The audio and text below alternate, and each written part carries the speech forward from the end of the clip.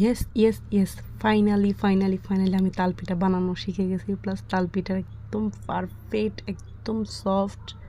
ও মাই god, এতটা খাইতে মজা হয়েছিল, মানে একদম ফাইনালি পারছি। আমি অনেক আগে থেকে তালপিঠা বানানোর চেষ্টা করি, কিন্তু তালপিঠা বানাতে পারি না।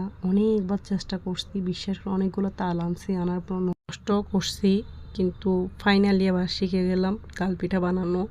ওই দিন একটা তাল আনছিল, ওকে বলতেছি এবার লাস্ট, এবার কিন্তু আর না পারলে আর আনবো না তাল।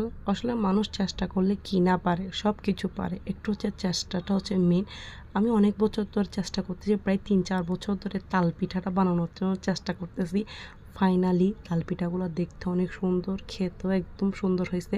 আর তাল পিঠার রেসিপিটা আমাকে শেখানোর জন্য আমার মেজাপুকে অনেক ধন্যবাদ। এই তাল পিঠাটা শিখছে আমার মেজাপু থেকে, আমাকে পারফেক্ট একটা মেজারমেন্ট দেওয়ার জন্য অসংখ্য ধন্যবাদ। ও আমাকে যতক্ষণ তালপিঠা বানাচ্ছি ততক্ষণ আমার সাথে ভিডিও কলে ছিল, আমাকে গাইডনেস করতেছে, এটা দাও এই এত কাপ, এটা দাও এত কাপ, তালের রসগুলো এভাবে দাও, এভাবে মিক্স করো। Thank you thank you thank you so much. Finally তালপিঠা বানানো শিখে গেছি, প্লাস ঘরের সবাই একসাথে বসে খাইছি। আর আজকের ভিডিও যেটুকু ভালো লাগলে লাইক কমেন্ট শেয়ার করবেন। আল্লাহ হাফেজ।